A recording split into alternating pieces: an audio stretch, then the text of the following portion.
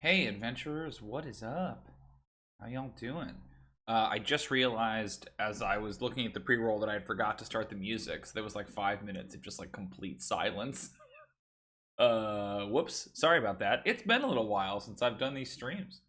How are y'all doing? What's going on? Let me know if you can see me and hear me okay. Probably there's a little bit of a lag right away at the beginning, as there always is. But yeah, we are back. This is our second stream we've done since I've been back in Minnesota. Since I've been back from Minnesota, back here in California. Last Thursday, we did a monster design stream for the Monster Workshop. That was pretty cool. I missed the Saturday Sea of Thieves stream like I normally do. I had plans, and I will probably be either moving or adjusting the time on that because my Saturdays for the next month are a little busy. But Tuesdays and Thursdays are still good for our adventure prep and monster design streams. I would love to get that world building stream going again on Sundays, but I think it's gonna have to be every other Sunday because I've got a game every other Sunday as well, so it's gonna have to be bi-weekly. But yeah, we are talking. Oh, excuse me. Oof. Yeah, I just had my lunch. We are talking about the adventure prep today, which means that I am prepping for tomorrow's session, so, you know, just barely staying ahead, trying to lay those train tracks down as the train is coming roaring up behind me.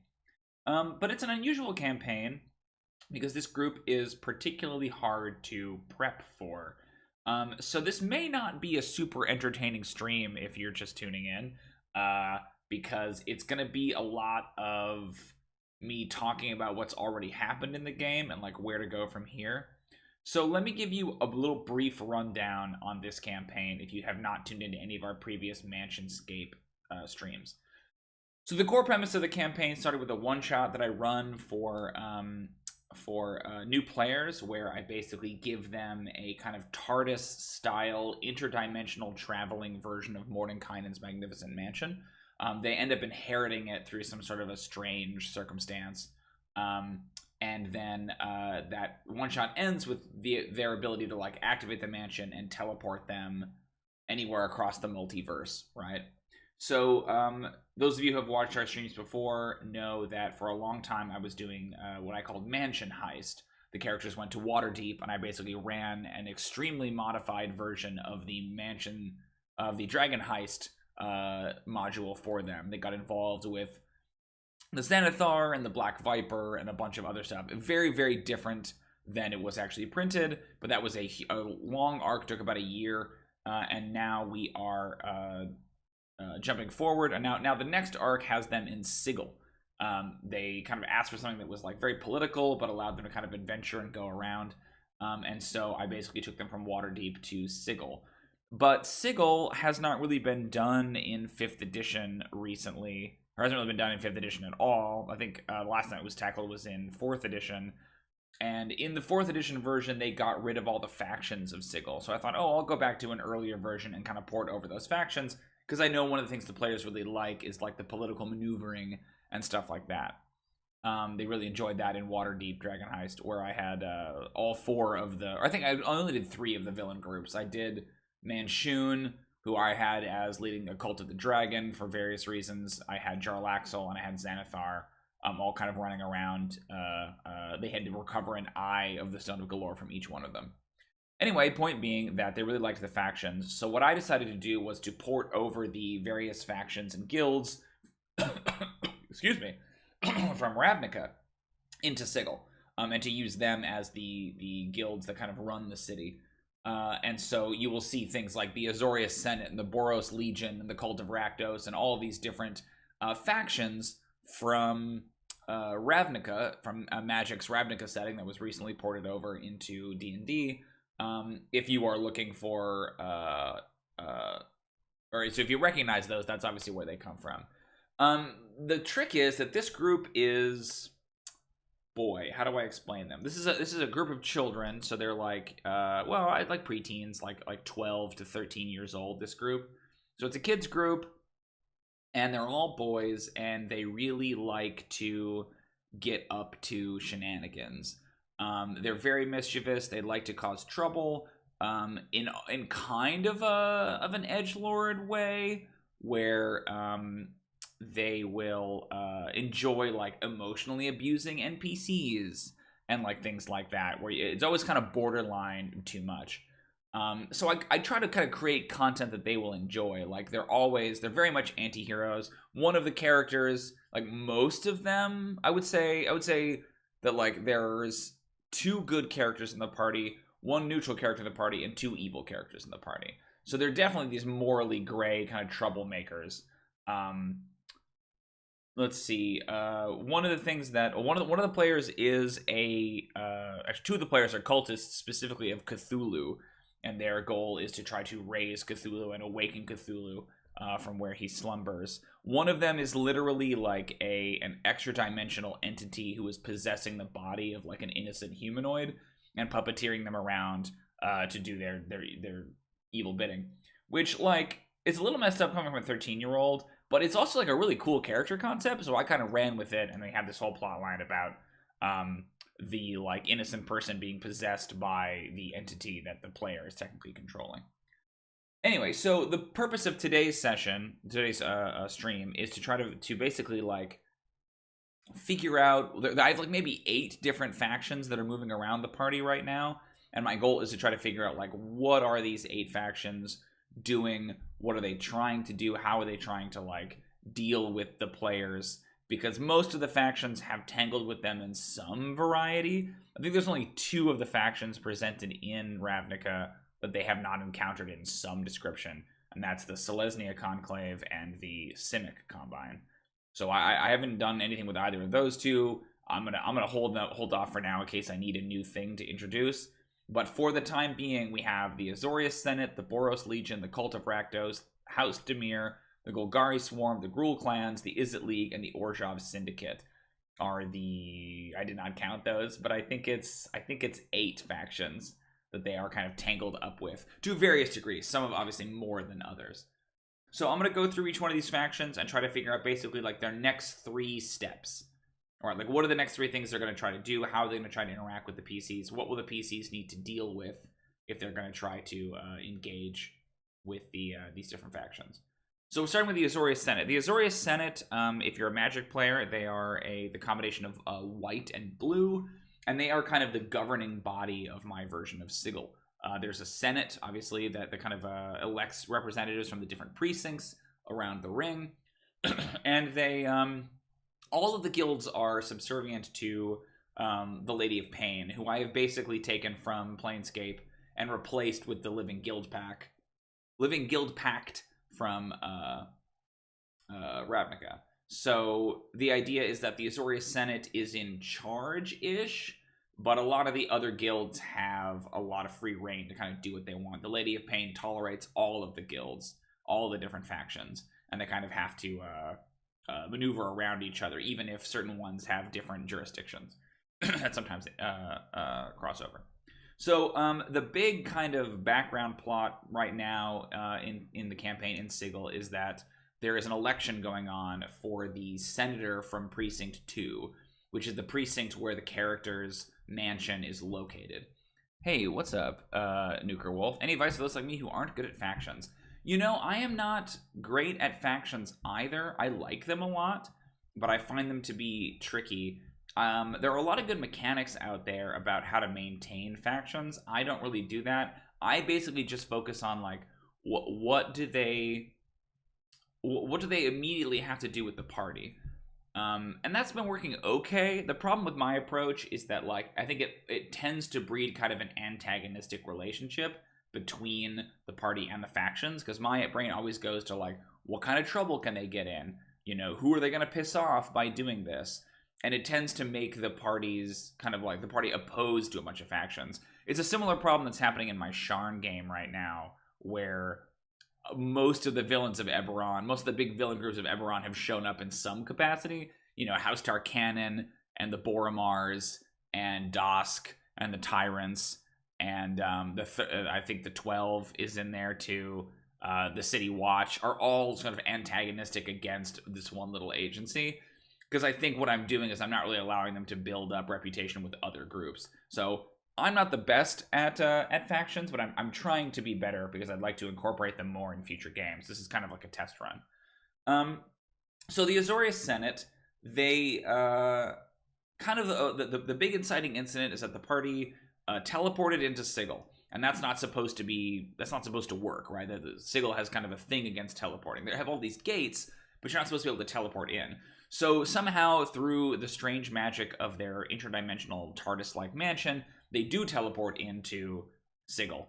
Basically, Mordenkainen keeps a lot that's his lot, and he teleported away from Sigil, and he's never come back. And so when he does come back, he teleports back in, and then the party, now using his mansion, teleports back in, and then these chains, these like extra dimensional, these dimensional like shackles basically appear and wrap around the mansion and hold it there. So now the mansion can no longer leave, because it's essentially like oh god, what do they call those things? Like a boot that you put on a tire on a car. Right now, the mansion can no longer teleport away. And the only way to get these shackles off is to basically pay their outstanding fee to the city. And that is the Orjob Syndicate's job to collect. So the Orjob Syndicate, the kind of like undead church/crime syndicate, kind of the bureaucracy of Sigil. I love that it's like right over the hump there. There we go. They basically like use these debts to extort people, right? Hey, if you want to work off this debt, you have to do this thing for us. And that's kind of how they do their nefarious crimes. And so they have this enormous, like 6 million gold debt or whatever to the Orjob Syndicate. And the only way to pay it is through service, right? So the first thing the Orjob wants them to do is to like sabotage this election, to kind of like smear the candidate that the Orjob wants to lose the election in order to boost the profile of their candidate. So what they did, how they decided they wanted to try to smear this candidate, was to stage a false flag attack on a government building, New Prov, which is like the Azores Senate headquarters, claiming to be representatives of this candidate, the Hollyphant Lulu from Descent into Avernus, who's running for like Senate in Precinct 2. And Shadow Hunter says, and in Extreme Debt, they even bind your corpse into the contract. That's really cool, actually. I love that idea. That like the people who work for them are actually just other people who are also in debt. Anyway, so they staged this false flag operation and attacked the Azores Senate headquarters. The problem with the Azores Senate, though, is that they have like precognitive mages who can see the future. It's further complicated because the party, one member of the party, the Slayer, the party's cleric, informed on them for some reason. There's a lot of like chaos for chaos's sake in this group. Like this player thought it would be funny to go to the authorities and tell them like, hey, this is our whole plan, this is what we're gonna do, right? And so the Boros Legion knew about it and took some measures to prevent it, but ultimately the party managed to talk their way around the Boros Legion and still went through with the attack anyway. The point being, though, the Azores captured 2 of them and was able to extract from them information. So the Azores knows that they were responsible. It did still hurt the profile of their candidate, but my question right now is, how does the Azores Senate react to this? What do they do in retaliation? The Boros Legion has already like attempted to arrest the party, which did not go very well. And so I think the Azores is going to take a different tack. The Azores Legion and the Azores Senate and the Boros Legion are 2 factions that are often kind of allied to each other. The Legion is kind of the military arm of the city, whereas the Senate is much more of the legislative and judicial arm of the city. So I did have an idea for this one, just kind of get us started off. I liked the idea that the Azores would attempt to flip the characters.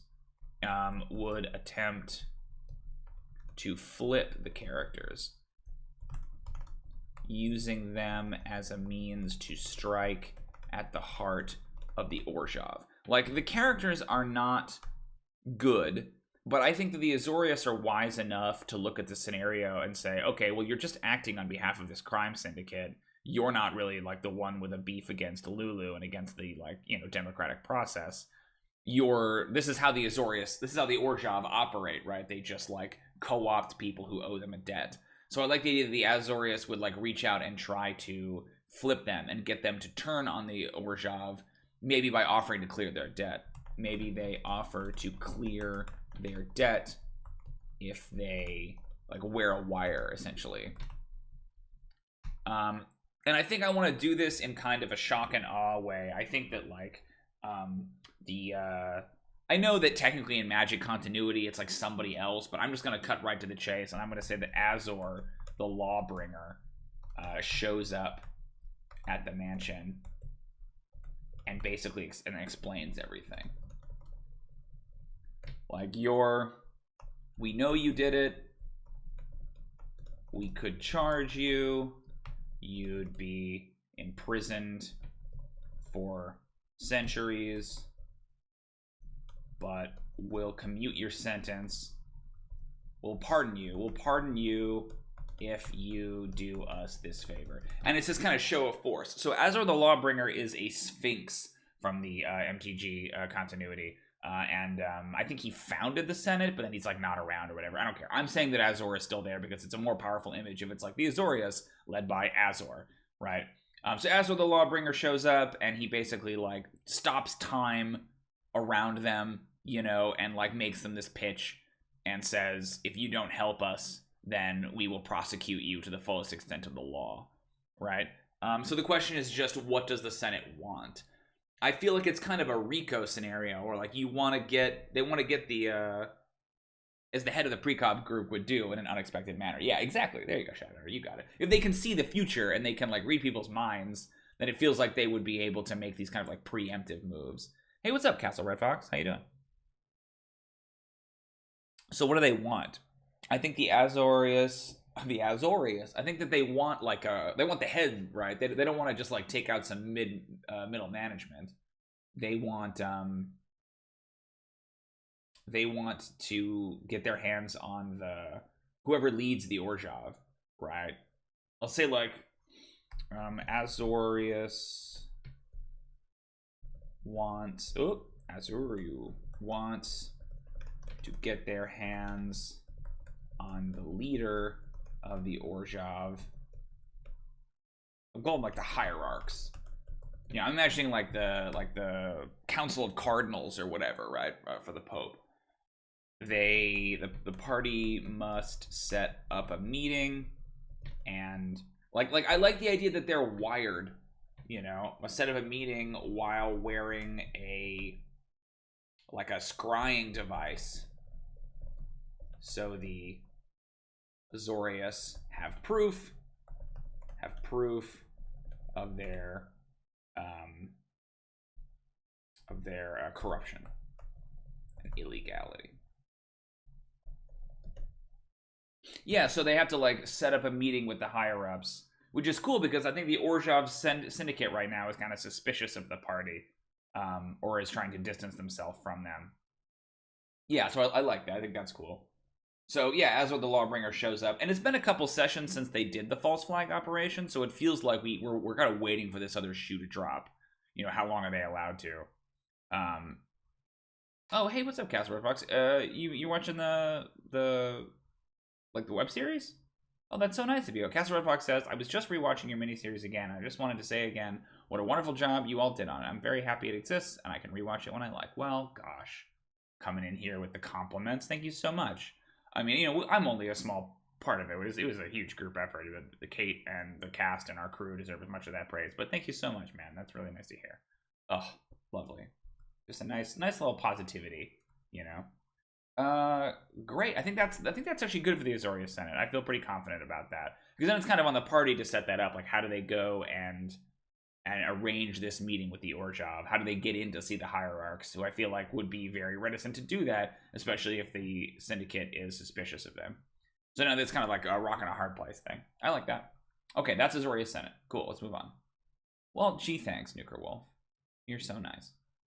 Boros Legion. So the Boros Legion, as I said, is the combination of red and white mana in Magic, and they are the kind of like righteous military arm of the city. They are often partnering with the Azores Senate. Oh yeah, the Obsidian led the Orjob. That's cool. Yeah, I don't have my thing open. I should maybe open that up. But I like that, like the Ghost Council. That's neat. They're definitely undead, you know. We'll figure that out when we get there. But the Boros Legion are the righteous, sort of flame-wielding arm of the city, and they often collaborate with the Azores Senate. But I actually think it'd be fun to find the cracks in between that. Like, where do those two organizations kind of not get along? So their goal, I think, currently, is to exact retribution for the humiliating defeat that the party handed them. Let's do handed instead of gave. So here's the history. The Slayer, the party's cleric, as I said, like, for some reason got, like, pulled in by the Boros several... Like, this was months ago. I'm trying to remember now. Ended up being interrogated by a high-ranking Boros Legionnaire, a man named Reckoner Zoltan. And you don't mess with the Zoltan, basically is what I'm trying to say. Ended up getting interrogated by this guy, and he just kind of folded. Like, the Slayer is a very chaos first sort of a character who likes to you know, it's like an instigator, someone who likes to say the thing you shouldn't say and likes to get people in trouble.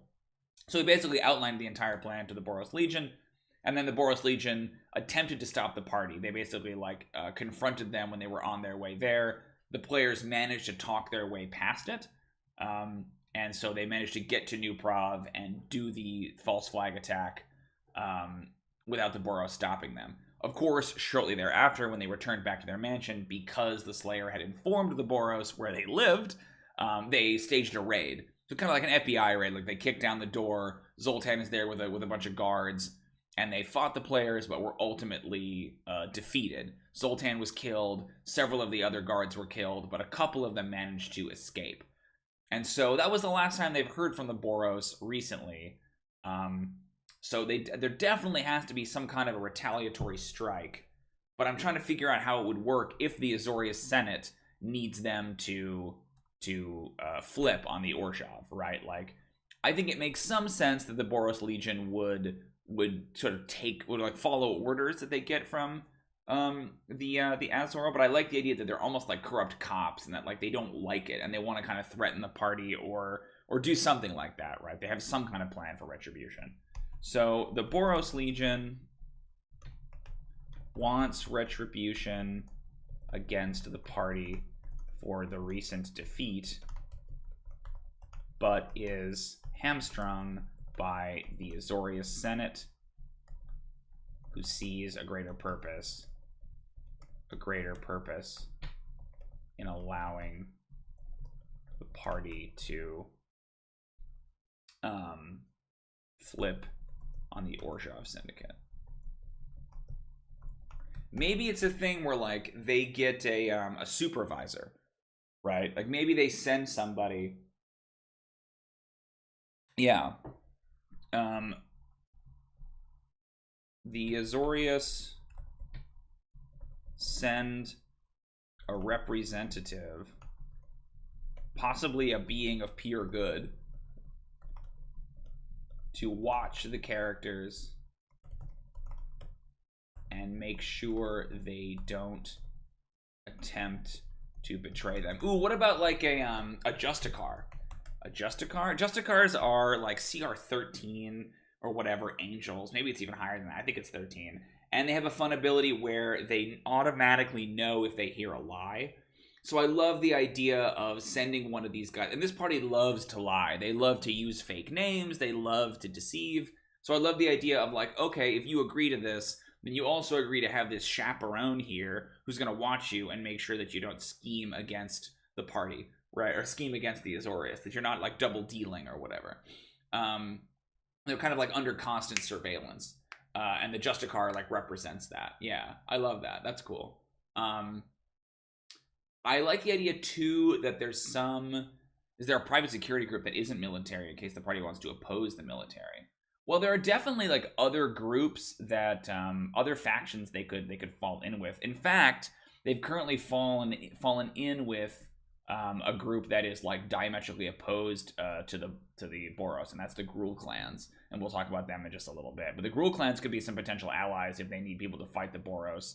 And we'll talk about that in a bit. But that's a good thinking, Nuker Wolf. Thank you, by the way, everyone, for following all of this. I know it's really kind of inbred and entrenched in its own silly politics, but like this is kind of what happens, I feel like, in a lot of campaigns. You know, like it starts off pretty like, okay, well, you know, they're gonna go to the dungeon, they're gonna fight the goblins. But then the more you play, the more it kind of becomes self-referential, you know. And if you're, and especially if you're not at the table, it's like I have to explain everything. So anyone who is actually watching this and engaging with it, I thank you, because I always get like anxious about the idea of these things being unwatchable because of how, you know, like circuitous and back on itself it is. A lot of this is honestly just for me to say it out loud. So I love, please give me suggestions, because I think those are all really helpful. But I'm trying to tell myself that like half of the point of the stream is just to talk and to like be forced to explain my ideas, and that will kind of solidify them. But yeah, thank you for everybody who hangs out and engages, because I worry that it's completely alienating. So with the Justicar, I like the idea that like they are there under official orders, but they also have some like unofficial orders. That like maybe the point with the Justicar is that like if the party steps out of line, they're supposed to, the Justicar's orders are to watch the party and ensure they toe the company line. Their true orders from Boros are to annihilate the party if they resist. Yeah, I love that. I mean, and maybe I'll do a Deva or something, but I'll give it that ability, you know? There was a moment earlier in the campaign. So the other thing that's interesting about this group, and I think this is definitely like a younger player thing, is that they got out of Waterdeep with most of the Dragon's Hoard. So they ended up with like somewhere in the neighborhood of about 1 million gold, which is obviously more than is presented in the actual adventure, but it's a better hook to say like there's 1 million gold on offer, right? And they thought like, oh my god, if we get that, that's gonna break the whole campaign, you know? And I thought maybe it will. I don't know. We'll see. And so they got the 1 million gold, and then they came to Sigil where you could buy all kinds of stuff, and they spent a lot of it, and they all have crazy powerful magic items, like goofy stuff, right? But the thing is that like they never remember that they do, and they're still only like 7th level. So like if they really like emptied their treasury and just like used all the crazy magic items that they bought, yeah, they would be like, the balance would be way out of whack. But they just forget. They don't know how they work, and they bought all these things, and it's like they have a huge trove of items that they got at the beginning of the campaign they've never even touched. And it's kind of like a joke now. It's like, oh, remember all that stuff, that magic carpet we have, and that Darren's instant tower or whatever, right? Thank you, Shadow, for coming in with that, with the actual like Ravnica lore. It's probably an Archon of the Triumvirate. That's cool. One of the 3 that rule it. So like the point is, there was a funny moment earlier in the campaign, when the party had done their false flag attack on New Prov and was retreating because this Deva had showed up, right? This like security measure. This Deva appears and kind of like began fighting the party, and the party was like, okay, we got to get while the getting is good. Like this thing is way too powerful. And it's, you know, a Deva is like a CR god. What is it? It's like CR 5, something like that. Like, or maybe it's 8. It's like, you know, a threat, but it's not something that like the party all grouped up and fought it. They could probably take it on. But the party is retreating, and I think the Deva damaged the Warlock, and he got kind of butthurt, and so he swung on the Deva, and he has a Staff of Fire and a Staff of Frost that he bought with his share of the 1 million gold. And he fires it a couple of times at the Deva, and the Deva takes a little bit of damage, but then just closes to him, and in one round puts him on the ground. Right, like, because they've got the holy weapons and all this stuff, and he's got multi-attack, and just, like, drops the Warlock in a single round. Davis 10. Yes, thank you. It was 10. Thank you, Shadow. And so, like, and he was screaming, you know, at his companions to come and help him, and everyone's like, no, man, we told you we were running. We're not going to turn around now. Like, look at how that thing swamped you. So the idea of, like, an even more powerful angel, like, in their house, like, watching them is fun. Nukerwolf says, is there a way for the party to get back in with the debtors in order to get back to do the backstab the military wants them to? Yeah, I mean, they definitely could. I think that's kind of the choice that they have, is they can either go along with the Azores and turn on the Orjob Syndicate, which I actually kind of think is attractive. I feel like they're more likely to take that because the Orjob have this like 6 billion gold debt. And again, it's like crazy, exorbitant, like way beyond what they could possibly pay over their heads. And if the Azores offer to remove that debt, I feel like they're going to jump at that chance. But if they don't, I mean, like, the other option that they can do is they can turn on the Azores. They can say, they can agree in the moment, and then they can conspire with the Orjob Syndicate to turn on the Azores as well. So, like, that's also an option. It's really just kind of up to them how they want to play it. But what I need to figure out are, like, what are the steps that the factions are going to take, and how can that generate adventures, right? Okay, cool. So that's the Azores and the Boros Legion. We will come to the Orjob in a little bit, but I think we're going to jump over to the Cult of Rakdos now, which is yet another of the factions that they are related to. So this one is completely sort of separate from the rest of what's going on. So the way I've done the Cult of Rakdos, anyone who has watched a previous stream, you've heard me talk about this. They are basically like, in the book, you know, they're presented as this kind of like pain circus where, I forget what the line is, but it's something like tomorrow is ridiculous is one of their first, it's like one of their like, conceits. So it's the notion of like, you're going to die, so why not have as much fun as you possibly can? Yeah, the flame and death circus. The way that I've done them in Sigil is that they are basically like the personal pet project of Rakdos. This I think he's a pit fiend, he's a devil, whichever one the devil is. I think that's a pit fiend.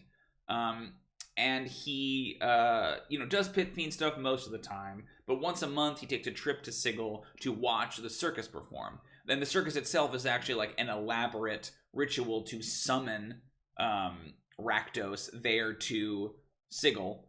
They perform for him, and then he leaves, and he basically decides, like, was it a good performance or a bad performance? And if it's a bad performance, then they are like punished, and if it's a good performance, then they are rewarded, or they're allowed to basically continue existing. And so it's this kind of like purgatorial circus thing, right, where every month they have to put on like an increasingly more dangerous and flamboyant and crazy show, and their souls are bound. So if they die in the course of the performance, then they disappear to this extra dimensional space called the Green Room, where they wait until the performance is over, and then they go back and have to do it again. So they can't ever be free. They're just caught in this endless thing. Now, the origin of the Cult of Rakdos is that it was once an earthly circus that the ringleader of, a tiefling who goes by the name of Phenomenon, which is a name I have used as a tiefling ringleader, I think like 4 times. Phenomenon signed this contract with Rakdos, thinking that she was tricking the devil into performing in her circus, but of course it's an infernal and she was tricked, and so she ends up surrendering the souls of her and all of her performers to the devil. Now, one of those performers is one of the PCs, the party's rogue, Roloff. So but he managed to escape. He ran away. I think he like hid in a Houdini-style vault or something when they were all teleported. I don't know. His story didn't make a lot of sense, but whatever. Yeah, exactly. Sometimes dying in the performance is better than it being too tame, right? Like a Dothraki wedding without at least 3 deaths would be considered a dull affair. So he has been kind of on the run from the circus his whole life. He didn't really realize that they were here in Sigil, and when they came to Sigil, he had this like mark on his skin that began to activate, and it kind of drew him towards the circus. So the last 2 sessions, the party has been at the sort of Circus of Rakdos, kind of getting involved there and running around. He ended up getting spotted by Rakdos and hit with the whip, and then died, and was teleported back to the Green Room, and then kind of learned the whole history of what had happened to the circus and the people who raised him. And then the performance ended, and so the party was brought, the circus performers were taken out of the Green Room and brought back to Sigil. They are currently occupying kind of like a run-down amusement park on the opposite side of the wheel from the characters, where the mansion is. And he's kind of being held prisoner by the Rakdos, because Rakdos himself has said, you know, ooh, I want that guy in the performance. That's that runaway. I want to see him front and center. So now he's kind of stuck here with the cult as they are working on their next performance to try to please their their infernal patron. Their devilish, the diabolic patron. There we go. So my question is basically like, he's currently still held prisoner there. I have every faith he's going to find some way to escape, because he's not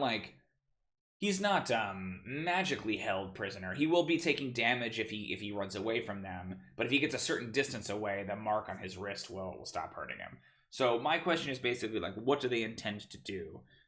So the Rakdos, or the cult, wants to headline Roloff in this next performance, as he's the fresh blood. So Phenomenon devises a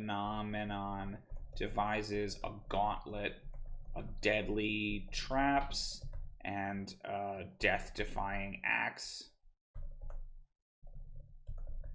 for him to perform in. Maybe it includes periodic healing to keep him alive for future acts. I kind of like that. He's like the main character of the next performance, right? And so like he replaces. He has to learn every other performer's trick, so that way he can, prove that he can make up for lost time, make up for the years he's been away from the infernal circus. So yeah, then I can go through all of the different acts that they saw last time, and I can have him like practice them, and then he takes a bunch of damage and he gets healed and he does it again, right? So it's like they're holding him and kind of training him to do all these different things. What I like about that is it then like puts the onus on Roloff to try to find some way to escape.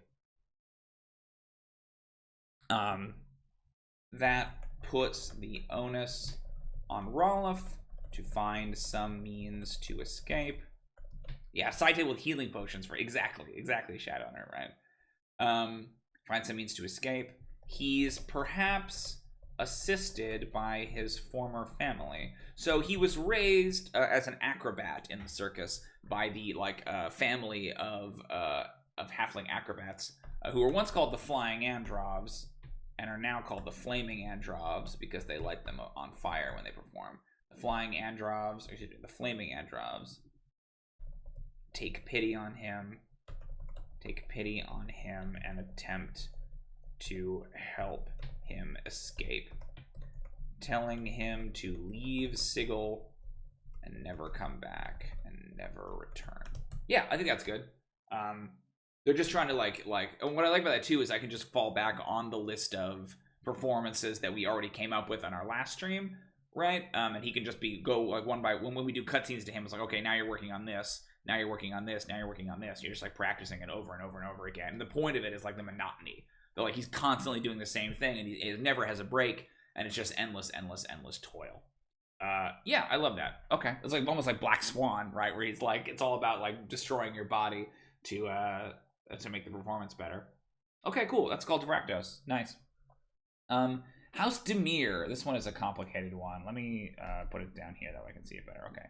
So House Demir is the combination of blue and black magic in Ravnica, but in my version of Sigil, they are still that, and they're kind of like the spying, information gathering, secret faction.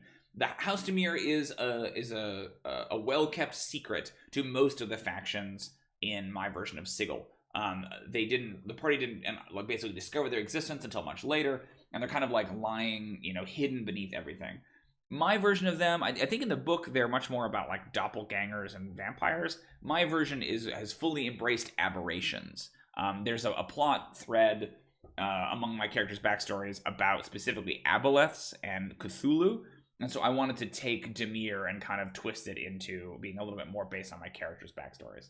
So the idea is that Demir is an aboleth, and it's an aboleth that resides within the city of Sigil, hidden somewhere, presumably in the Undercity.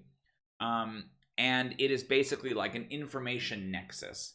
It's constantly gathering secrets and thoughts and sort of enriching itself on the collected knowledge of all the people who pass through Sigil. They have a number of like front businesses and things they do. There's a bookstore called The Last Bookstore. Shout out to anyone who knows The Last Bookstore in LA. That is a front for House Demir. There is a sending service called Second Thoughts that is a front for House Demir, and things like that. They're very shadowy. They're underneath, and they have like agents placed in all the other different factions to learn information. So what the party has done so far. Oh, one of the things I'm playing with is that because 2 of the party members are cultists of Cthulhu, their goal is to try to basically awaken Cthulhu from his tomb, or he is slumbering in. I'm putting on the material plane because they're kind of familiar with FR. And that's a whole other subplot that they've kind of worked on, but not a whole lot. They're pretty distractible PCs, so it's not hard to like send them herring off in another direction. But my idea is that House Demir is directly opposed to that because the Aboleths would have at one point basically been subservient to Cthulhu.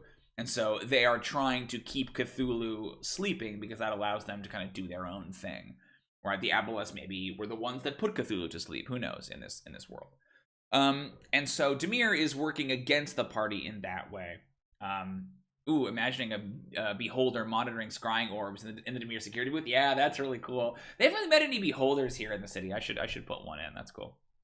They have met some mind flayers. I used a mind flayer, at least a name from Junior Adventures League. I used Slardask because I find that to be just such a good, pleasing mind flayer name.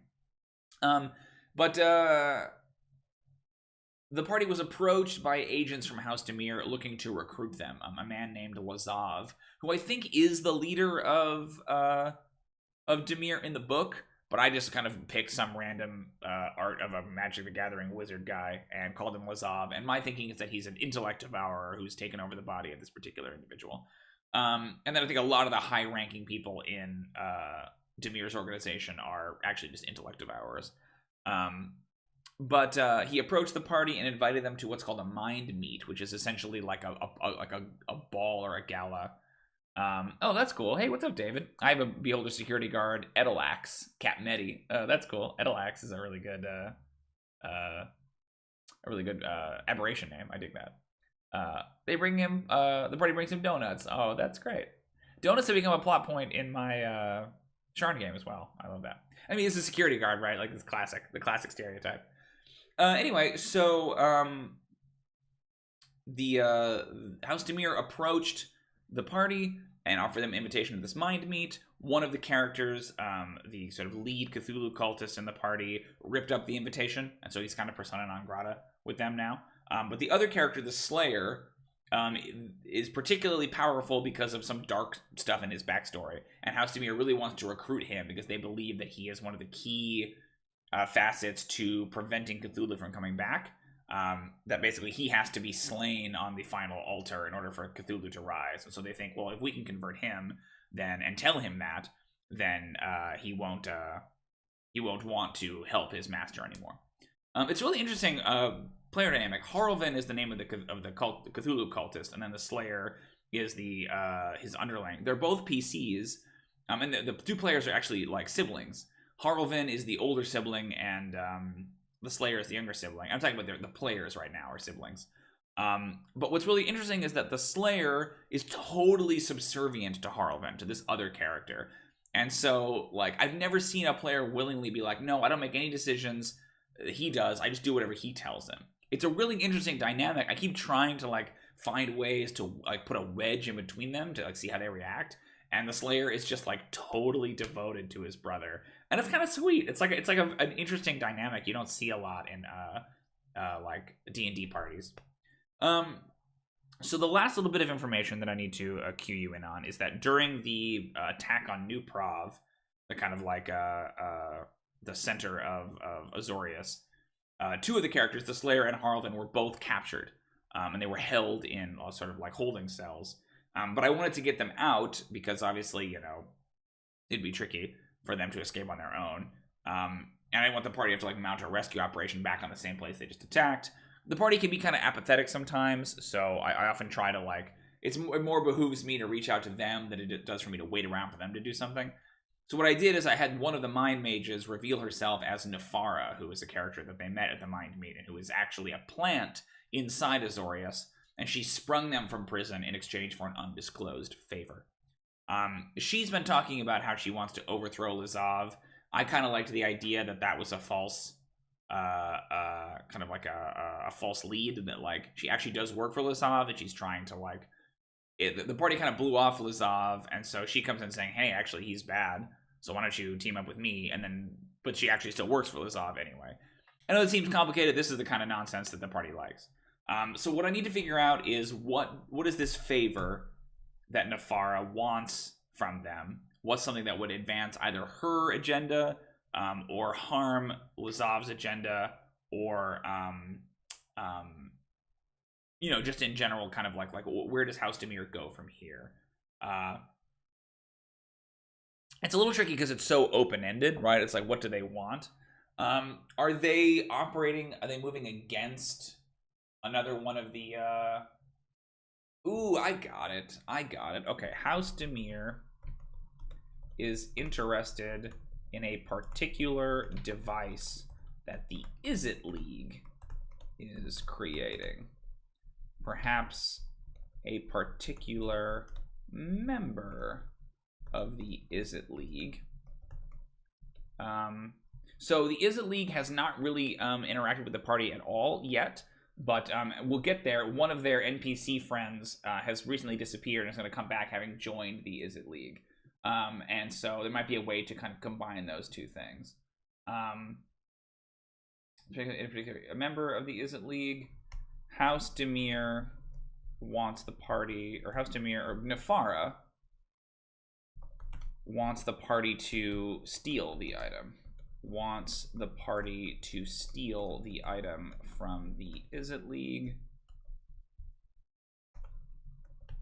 and give it to her, not to Lazav. So the question is, what is it? What did the Izzet League invent that's got to be of interest to House Demir? Is it... So, obviously my first instincts would be something like, you know, something that has to do with surveillance or psychic, you know, psionic, whatever. But I feel like that's something that they already can do. I like the idea that it's something that almost could become a, like a flashpoint, right? Like an item that, or like an infinity stone or something like that, right? Like something that could really define Sigil going forward. Like, is it some device that allows you to teleport? Harm them to gather accurate knowledge on those motives and progress. This lines up. Cool. Yeah, great. Thanks, Shadow. I'm really just kind of stumbling my way through the Guilds of Ravnica. As always, you seem to know so much more about the lore than I do, which is great. Very helpful. I like the idea that it's something that like kind of circumvents Sigil's teleport stuff. So, you know, there's like an interdiction on teleportation in Sigil. The party teleported in with their mansion, but then it was like shackled. Did someone in the Izzet League create like a back door, like a thing that allows you to teleport into and out of Sigil without like tripping the Lady of Pain's sort of sensors, right? Does the device allow the user to teleport safely into and out of Sigil? A helmet that stops psionics. A helmet that blocks or prevents psionics. I mean, yeah, it could be the opposite. It could be like a because a helmet, I feel like there's a lot of stuff that does that, but it could be like a device that creates a dead zone.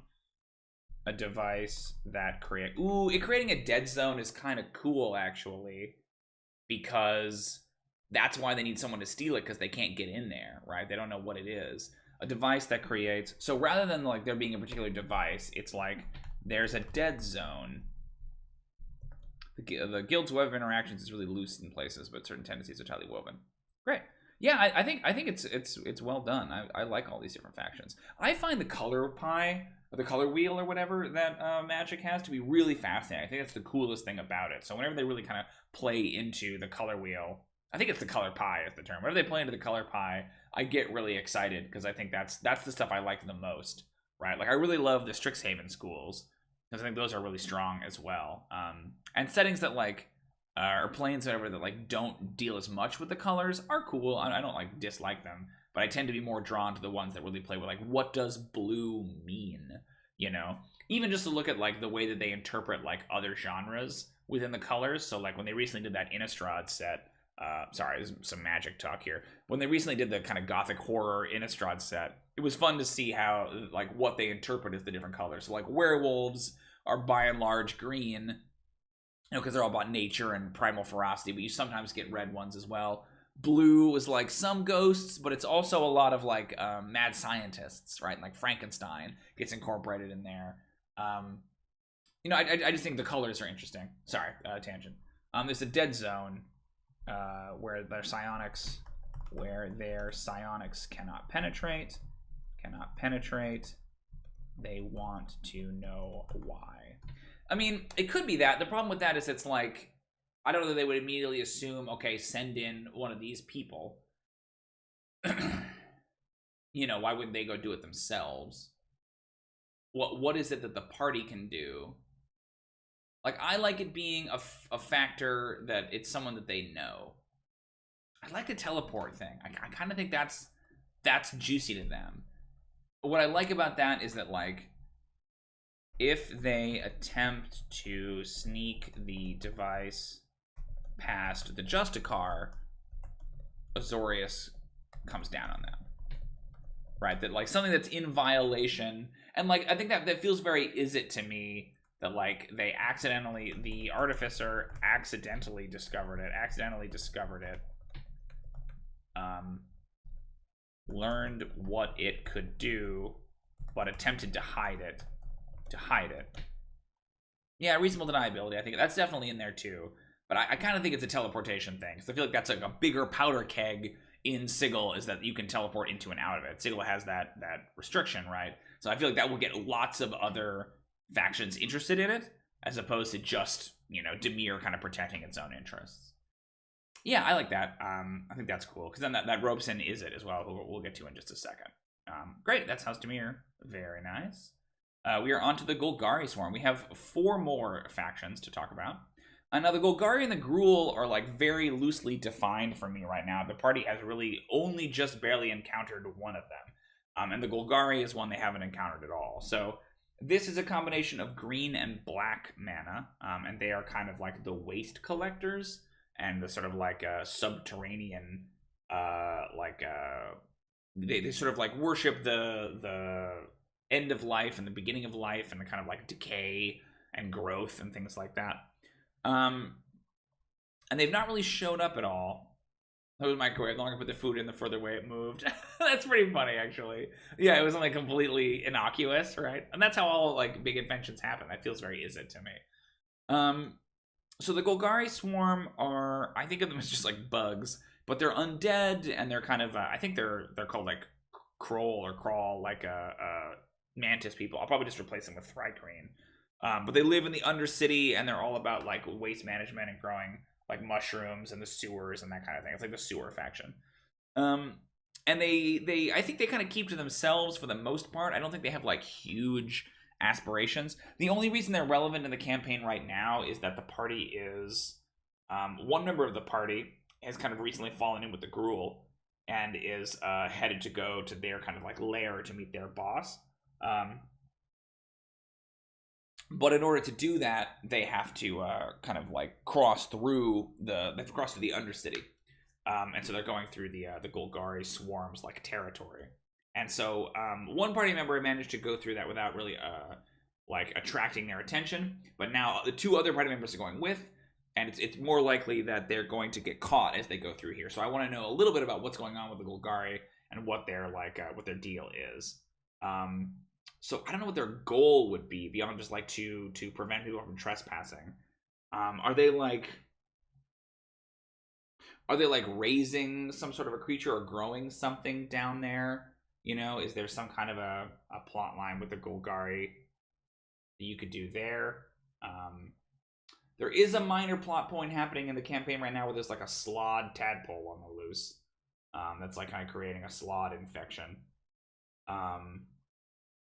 But that feels a little tangential. What's going on? I like the idea of them like growing something, or like, ooh, what if we lifted from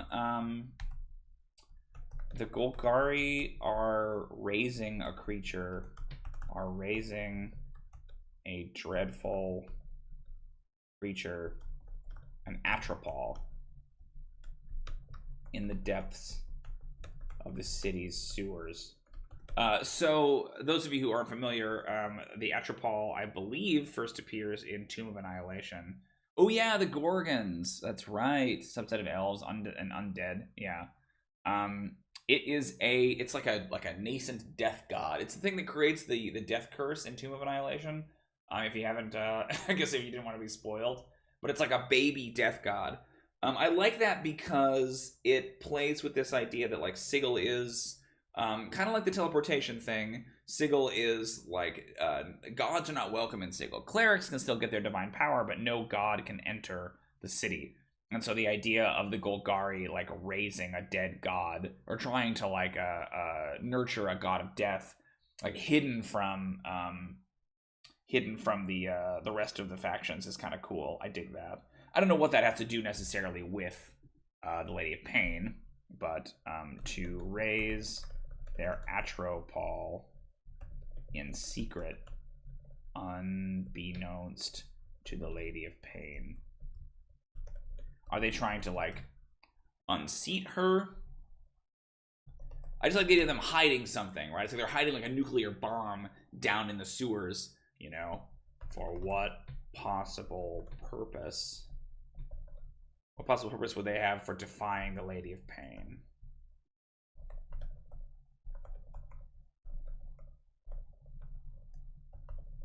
I like the idea of, like...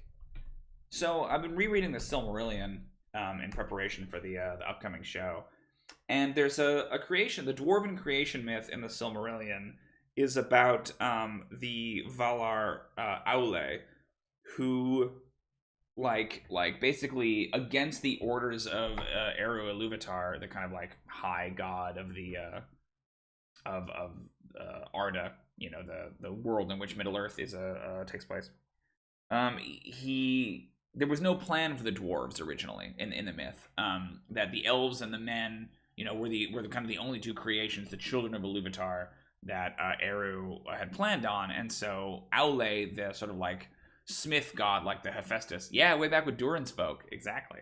The smith god kind of made the dwarves in secret and hid them, and then of course Eru finds out about it, and kind of like an Isaac Abraham thing, Eru like commands Aule to destroy the dwarves, and so he raises his hammer and he's going to smash them, and they're kind of like begging for mercy, and then because they're begging for mercy, Eru, you know, takes pity on them and allows them to exist, but they have to be hidden away that way no one can find them. It doesn't ruin the plans of the children of Iluvatar. So, like, I like the idea of it being something like that, that, like, the Golgari aren't raising the Atropol to, like, overthrow the Lady of Pain, but it's, like, almost out of pity or mercy. Like, they found it somewhere and then brought it here to be raised, you know? There's an element of pity. The Atropol was, you know, like dying or in some cosmic whatever. I don't know what, you know, I don't know where you find an Atropol. Because I think in Tomb of Annihilation it's like created, right? Like I kind of almost prefer that if it's like an orphan, you know. Let me look it up, see what they say. In that adventure, I believe it's like, sorry, again, spoilers for Tomb of Annihilation, I guess. I'm so sorry if you are still playing it. But in that adventure, I believe the Atropol is like a creation of a Sararak. Ghastly, unfinished creation of an evil god, cast adrift and abandoned long ago. Okay, since an Atropol was never truly alive, it can't be raised from the dead or resurrected by any means. Even divine intervention can't breathe true life into this. A perpetually dying proto-god, yeah. An Atropol is malformed and unfinished, blah, blah, blah, blah, negative energy connection. The shriveled umbilical cord of an Atropol appears to trail off into nothingness, but in fact it attaches to the negative plane. This connection gives the Atropol power over death and undeath. The cord can be severed by a Vorpal sword or other Vorpal weapon, but doing so weakens the Atropol's tie to the negative plane. Can summon vestiges of creatures that die in the negative plane, which manifest as wraiths. Yeah, it's a CR 13. So it's like, you know, it's a problem, but it's not like super powerful. I like the idea that they like found it somewhere, right? Because they're like garbage collectors, right? They collect cast off detritus, and they found this one and seek to raise it. Who leads them is my other question. Now I gotta look that up. It's like someone would have to be like responsible for this, right? I want it to be like an insect queen, but we could do Vraska, right? That's kind of the classic, the Medusa. Yeah, let's do Vraska. I like Vraska. I think she's cool. The current leader of the Golgari is the Medusa Vraska.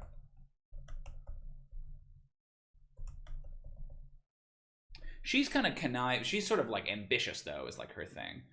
So maybe she is raising it with some purpose in mind. Like the obvious thing is like to overthrow the Lady of Pain, but like, you know, the Lady of Pain is so powerful. How would you even do that? What is Vraska's deal? She makes some deal with like Nicol Bolas, right? We're really getting into the the weeds on this magic lore. Again, if you're still with me, I appreciate your forbearance. Vraska.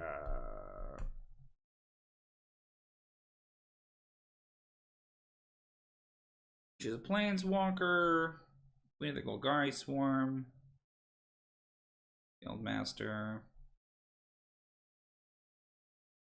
Golgari maintained that the negative plane connection might be drawn enough energy to open the cosmic rift to the demi-plane of the lost. Ooh. Negative plane connection might have drawn enough energy to open the cosmic rift to the demi-plane of the lost. Interesting. What is the demi-plane of the lost? Is that a thing that I don't know about?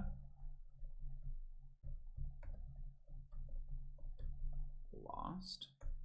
Unless that's the point. Unless it's like a thing that they. No, I don't think so. So is the idea that it's like a place where all things go, like everything lost goes there? Because that's kind of cool if it lets them like scavenge from every reality as long as they have it. Yeah, that's cool. Let's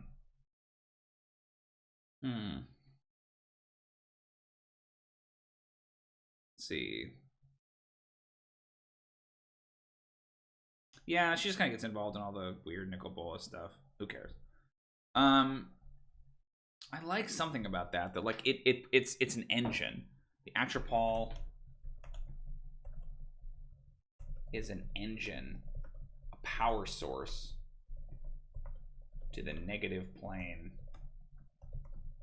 that allows them to do something. I mean, this is all assuming they even get there. Deity kind of is incomplete on purpose. Yeah, sorry. Thank you, Shadow. I like the thing is when you say stuff, Shadow, you have such a knowledge that I assume that's a reference that I'm just not aware of. Yeah. So I think the purpose of the Atropal will remain mysterious for now, but I like the idea that they're racing it in secret, and so they're very protective of it, right? And that's why they're so territorial. They don't want anyone to stumble on it and find out. Okay, cool. We got to move on, but that's great. All right, we have the Gruel, the Izzet, and the Orshov Syndicate left. So let's talk about those. So the Gruel, I've messed with the Gruel a little bit. So they are the combination of red and green mana, and they are, in my version of Sigil, they are refugees from a destroyed plane. In my version, they come from the Beastlands, which was sort of like a wild, untamed place where the Gruel ran free. These various different clans of goblins and giants and centaurs, minotaurs, cyclopses, you know, you name it, and beasts of all sizes and shapes running free. But then some cataclysm. I think I used the term the Doomscar, which is from Kaldheim, destroyed the Beastlands, and they were forced to flee here to Sigil.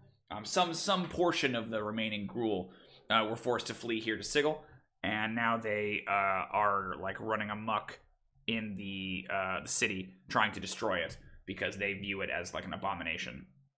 So they're refugees, and there's like some sympathy, but they are also very dangerous because they're basically trying to destroy Sigil. And so for some reason, the Lady of Pain allows them to be here, even though they are kind of a destructive threat.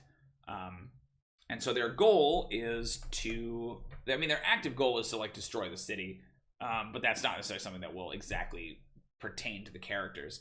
In terms of the Gruel's history in the campaign, during the carnage following the Rakdos performance, Zerai, who is one of the two like good members of the party, along with Rolf the Rogue, teamed up with a trio of Gruel goblins that offered to take him to Borgamos the Blind, the Cyclops leader of their faction. So in previous sessions, we've talked about how during a Rakdos performance, it basically creates a purge-like effect around it in the city, causing people to go out in the streets and want to smash windows and cause chaos. And the Gruel often use that as like an excuse to go out and cause some mischief on their own. And so one of the party members, the one who stayed home from the circus, got caught up in this kind of this madcap purge-like feeling, and went out to smash some stuff, and then fell in with these Gruel goblins and ended up like becoming their leader. So they are currently traveling through the sewers to reach the Gruel headquarters. So they're going to go talk to the Cyclops, Borgamos the Blind, who currently leads the Gruel Clans. So actually maybe their goal to destroy the city is relevant, because they're going to go talk to him basically about that, to destroy the city of Sigil, which they consider to be an abomination. Maybe we could play like, it isn't just about destroying it, it's also about like growing wild things. So the first thing we have to figure out is like, where is their home? I think in Ravnica they live in what are called like rubble belts, right? Which is those like destructive bits of the city. What's different, or like destroyed bits of the city. What's different about Ravnica though is that Ravnica is a planet.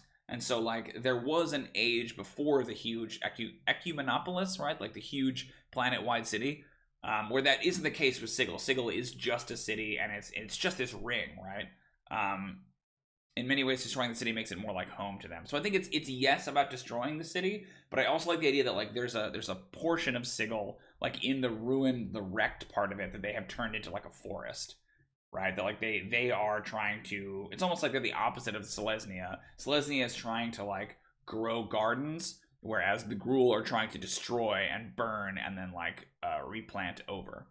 So their headquarters is actually a wild chunk of the city, you know, far from clean Precinct 2. They have bulldozed several city blocks and converted it into a wilderness. What if it's like a nature preserve? A nature preserve for their few animals that managed to escape the Doomscar. Yeah. So like that's their big thing. Is they're like almost like preservationists, and they're trying to destroy the city in order to do that. So let's see.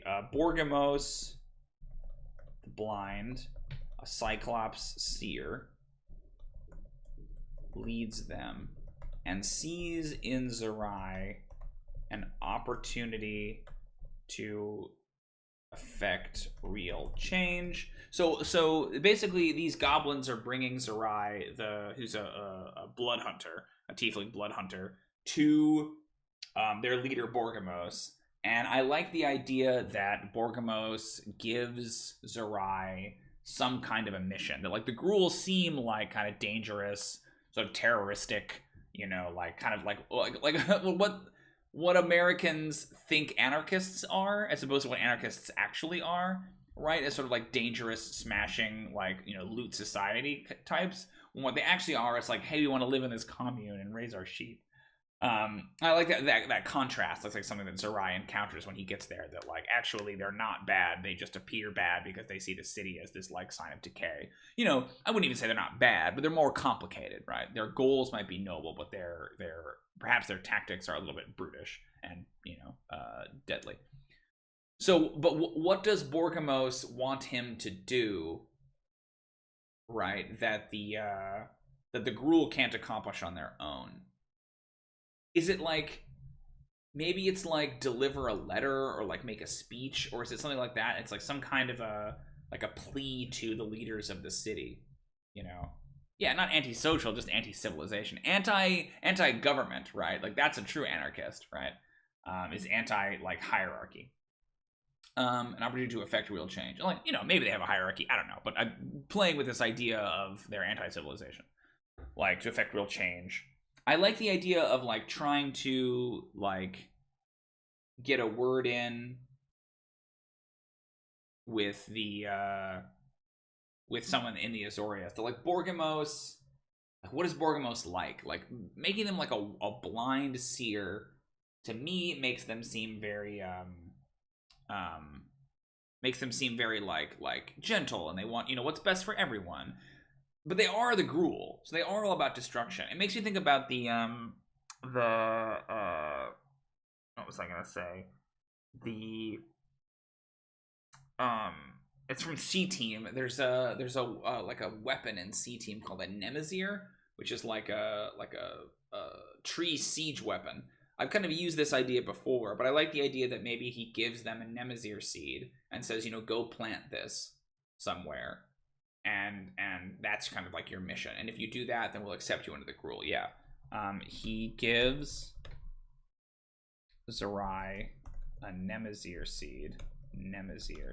So the idea of the Nemazir is it's, I don't know if that's how you spell it, but it's like a tree that grows instantly, right?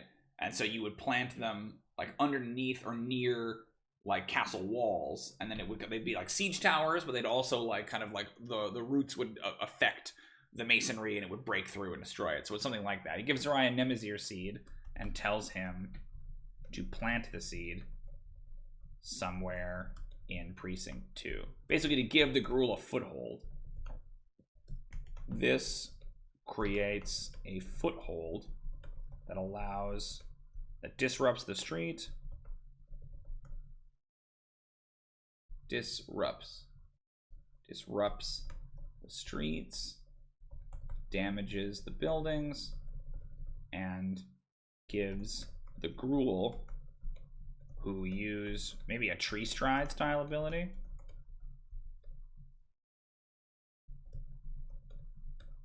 to establish a bunker in, or yeah, we have a foothold, right? To invade Precinct 2. Or to occupy Precinct 2.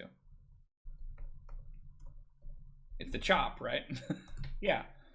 I love that.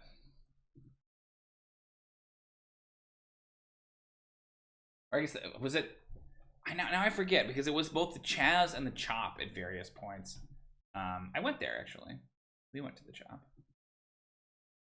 But I forget which one was like the correct one. The Capitol Hill Autonomous Zone was the Chaz.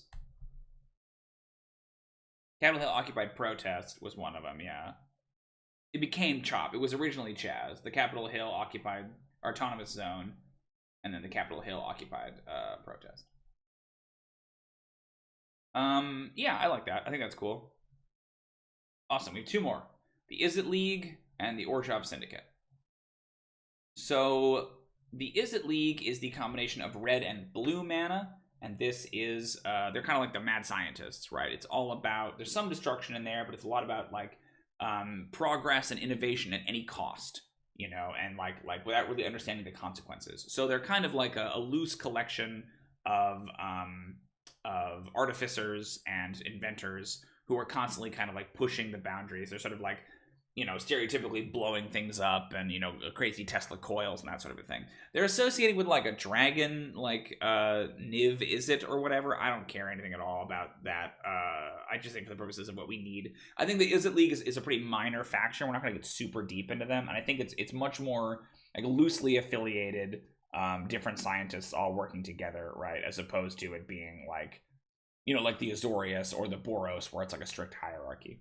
So they have no, I don't know what their goal is. The only history we have is that the party has adopted an NPC, a super minor NPC from Dragon Heist, a Duragar artificer named Korgstrad.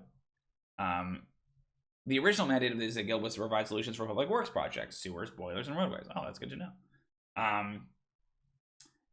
Was a super minor Dragon Heist NPC who was a Duragar artificer. He's the guy who oh boy, the Shao Truckers. I've seen Full Metal Alchemist, but it was like years ago. Oh, what is that? Oh, it's so familiar, but I can't picture it. Zero Minor Durgar artificer who designed the like mechanical version of the Xanathar in that adventure. Anyway, they ended up falling in love with this NPC, and they basically adopted him, and they brought him in, and he now lives with them in the mansion. He's kind of like their roommate. And on the way to the circus, he saw like an Izzet device. I think it was you, Shadowner, who described it. It was like a flying teacup with a gnome in it. And he saw that, and he chased after it. And I saw that as like as an opportunity to bring in the Izzet League. So he went off after this guy, and then I think he like kind of falls in with this new group, and he kind of becomes inducted into the Izzet League, and he becomes a member. He recently invented a time travel device, and he gave it to one of the party members who had basically commissioned him to do it. It's called the Chronometer, and it lets him, it's kind of like a sonic screwdriver, but it lets him, it's a wand that lets him do a bunch of like chronomancy related effects. Oh yeah, ooh. I think is that the Chimera one? Ooh. That's actually a lot more like the Simic Combine, I think, who are kind of like they're green blue, and they're sort of that same idea, but it's like with like organic material, right? Okay, so let's talk about the Izzet League. So Korgstrad is now a member. Returns to the mansion as a member of the Izzet League. And he's very much like one of those obnoxious... He's very much like someone who joined an improv group. Won't shut up about it. Has cool inventor friends now. Probably comes back with one of them to show them the chronometer. Yeah, that's cool. Chronometer. That friend is an Izzet artificer. Let's make a reference to the now canceled, because the dungeon master running it was apparently a sex pest. Jace Bellerin Must Die game, and let's reference Carlos's character Winnegar, who was a male Vidalcan artificer.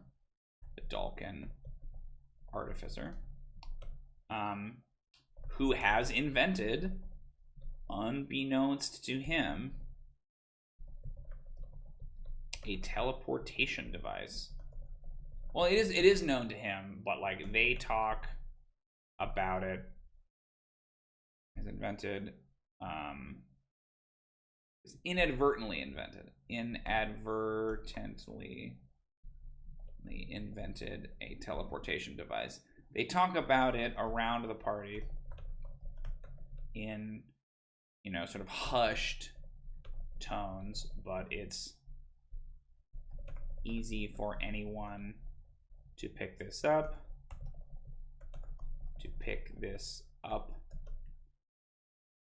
If the party shows interest, they can pursue it. But Nefara of House Demir will send them after it soon enough. Demir will send them after it soon enough. If the party does steal Winnegar's, I think it's just Winegar. Yeah, Winegar. Winnegar's teleportation device, he activates. I kind of see the Izzet League as being like the League of Magicians in Arrested Development, where they're kind of doofy, you know, like they will solve like these infrastructure problems, but like I like the notion of them being a little dumb, or not dumb, but like silly. He activates the Izzet League, which sends a bunch of artificers. It's like the League of Nations, right? They're like all these different people, artificers, crashing into their home with poorly designed gear to try and steal it back. Yeah, I love that. That's cool. Izzet League goal to... I don't think they really have a goal right now, like to protect and retrieve the teleportation device the party steals. It becomes their goal, but that's kind of still in the background. All right, and then last but not least, we have the Orjob Syndicate. So their goal is to influence the upcoming election for Senator of Precinct 2. We talked with them a lot. We're kind of back to the beginning. Now, the Orjob Syndicate is the combination of white and black mana, and they are the religious institution, but also kind of like bureaucratic crime syndicate, where I'm kind of doing them as like all about like debts and finances and kind of like evil bankers, but they definitely have like a religious element in there as well, and they're all about like the undead is kind of their thing. They currently are extorting the party because the party has illegally teleported into Sigil, and so they owe the Orjob just like a stupid, hilariously high, like $6 billion fee that they can work off if they do things for them. The reason it's so high is because the party had recently acquired about 1 million gold, right? And so then when they teleported in, it couldn't be something that they could like pay their way out of, right? Because that A, would feel like I was trying to take the gold away, which I decidedly didn't want to do. And then B, because I liked the idea that that's not actually what's interesting to the Orjob. The Orjob don't really want to be paid back. They'd much prefer services. Like, they'll take small bits of money, obviously, but like in a situation like this, where it's an sort of like an egregious crime, what they get is free labor, right, out of it, and that's much better. So the Orjob, we're feeling good about the party, about the party's shenanigans up until very recently. One of their representatives, this is a callback to All Hell Yogg, Witherby, the white Witherby, visited it's kind of like their handler, the party's handler, a white advocist named Witherby, was congratulating the party on their successful false flag when the Boros Legion attacked.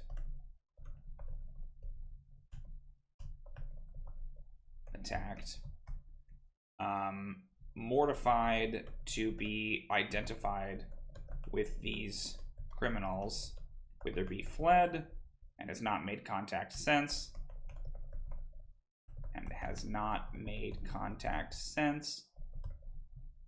He's attempting to lay low, but the party will need to reach out to him in order to establish a meeting with the Ghost Council.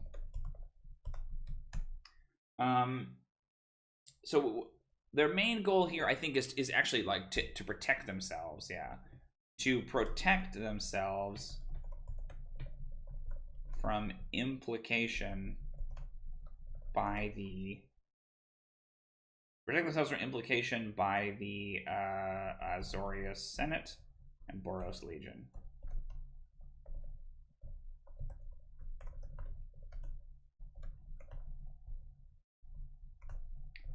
Witherby is very suspicious. Of any attempt to meet with the hierarchs. That's not how things are done. There's a great deal of paperwork that must be filed and filled out, and the party must wade their way through it all. The way that they keep people from meeting with the hierarchs, because they have like legally you have to be able to get an audience with them, right, if they're like representing the Lady of Pain. But I love the idea that it's like you have to get through all of this paperwork, and that's the challenge. It's like a huge skill challenge where they have to like fill out all this paperwork. A huge skill challenge where they have to fill out reams and reams of paperwork in order to successfully get themselves a meeting with the hierarchs. Yeah, I love that. So that's the only way in. That like I love that the Orjob Syndicate is like bound to that. That like they do technically have to make the hierarchs like accessible, you know, but you got to go through this. They obfuscate it as much as possible with as much paperwork as they possibly can. That's cool. That, like, because they're undead too, they're sort of they're lawful evil, right? They're like bound to that. And so even though it would be smarter to just say like, no, it's impossible, you can't meet them, they technically have to obey the law themselves, even though they can kind of twist it, and that's the way in. But you have to go through this like 12 successes before 9 failures, like horrible skill challenge of just doing all of this paperwork. Yeah, I love that. Exactly. Sorry, you did a 2067A, that's only valid on every 7th Tuesday. You gotta start back over again. It's exactly like that, David. Yeah, totally. That's marvelous. I love it. Hey everybody, I think that's all of the factions. So I'll have to synthesize this a little bit, which I'll probably do tomorrow before the game to come up with exactly what happens. But one of the nice things about this group is that, like, nice and not nice, is that they are notoriously hard to prep for because they're so unpredictable. So it's less about me coming up with discrete events that happen and more that I just have a bunch of bullets in my gun and I have to decide, like, you know, which one I fire, which one do I use when. You know, like, okay, is this a good moment for Ezra the Law Bringer to show up? Or, oh, hey, maybe Corkstrad comes back and he's all excited about the Izzet League, right? It's just based on, like, what's going on and what's happening. So I'll probably do the actual prep myself tomorrow, but I think this has really honestly been great, not just for tomorrow, but for, like, planning ahead. I can always come back to this and say, like, okay, well, how far is the Boros Legion on this thing? Or, you know, what is Golgari up to? What's happening with the Atropol? Has anything changed since then? Nuker Wolf says, and heaven forfend you forget your 640 or 346 AQ form. Exactly. That's gonna be really fun. I actually love bureaucracy as like a villain, you know. So I think that's gonna be fun to play with. Well, hey, guess what, everybody? That brings us to the end of our stream today. Only about 90 minutes, but that's okay. I felt like it was very productive. Lots of good ideas. I appreciate, as I said, everyone's patience on listening to me rant about my very complicated campaign with all this weird wackiness happening in it. It's just one of those things where the deeper you get into a game, the harder and harder it becomes to explain what on earth is going on. But thank you for listening. Thanks for watching. We will be back. I will maybe be back on Saturday. I have to figure out what time I'm going to stream because I have a game that I'm playing in finally. Saturday at the Department of Malicious Tedium. Okay, I'm writing that down. That's marvelous. The Department of Malicious Tedium. Thank you, Shadowrunner. That's awesome. But hopefully I'll be back on Saturday with a Sea of Thieves stream. See if I can get Alan or somebody to come join me. Be playing that on Saturday. And then, but I have a game that not that I'm running, that I'm playing in. I'm super excited. My wife is running a Theros game starting this Saturday at 6:30, and I cannot wait to play it. That is Saturday, and then this Sunday I should be able to do a world building stream. I'm looking forward to that. That'll be on Sunday, and then we'll be back next week with a Tuesday and a Thursday stream as normal. So it's really nice to be back. Thanks everybody for coming out. Big shout out to David and oh, I'm so excited to play a Shadowrunner. You have no idea. I'm playing a cleric. I've decided to be the like healer of this new group. They're all new except for me, and so it's gonna be really fun. And I'm just gonna try to be really supportive and heal people, and like stand in the back and just hang out. You know, it's gonna be awesome. But thanks to Shadowrunner, thanks to David, thanks to Nuker Wolf, and thanks to Joey for coming and hanging out with me today and doing all of this faction work. It's just about figuring out what they want and then how they're gonna go about getting it, and then trying to find a good way to like weave those things into each other. Nuker Wolf, to answer one of your earlier questions about advice, I think what's really important is to have the factions interrelate to each other. That's really important. So I really like that, like, Demir Izzet thing or the Orshov Azores thing, right? Like, finding ways for those elements to, like, interrelate makes them feel a lot more alive than just, like, a bunch of different factions, like, stabbing at the party all at once. Yeah, I never played a Cleric in 5th edition, so we're going to see how it goes. But if you like this content, please consider subscribing to the channel. You can click that big red subscribe button. If you hit the little bell, you'll get a notification when I post a new video, and then you can come watch that video, and it'll be awesome. Or when we go live, that's big too. Ooh, maybe shouldn't clap so close to the microphone. You can find me on Twitter. I'm at ProDM Timothy. You can find us on Patreon. We're a little low in pledges right now, so I would love to get some more pledges. So if you like watching this, if you're either here in the chat now and aren't already a patron, or if you are a long-term subscriber, then or if you're sorry, watching it on VOD, please consider joining our Patreon campaign. You can find the link down below. We also have a Discord. I've been trying to be a little bit more active in the Discord lately. Discord is tough for me. I really like it as a community, but I feel like I'm always double dipping, whether I'm tweeting or Discord. Like, how do you, it feels like you have to generate twice as much content, right, to do both. But please come join our Discord. I'm trying to be more active in there. Yeah, I think that's everything. You can also hire me to run games for you, but you'd unfortunately have to sit on the waiting list because I am pretty much full at the moment. I think I've got like one spot open for a game that I could take. But it's been lovely to hang out with you this afternoon. I will be back on Saturday, fingers crossed, probably a little earlier in the day. Although maybe we would do like a 2 p.m. Saturday. I could see that. We'll see. But this Saturday I'll be back doing that. But otherwise, in the meantime, thank you so much for watching. And until I see you next, happy adventuring.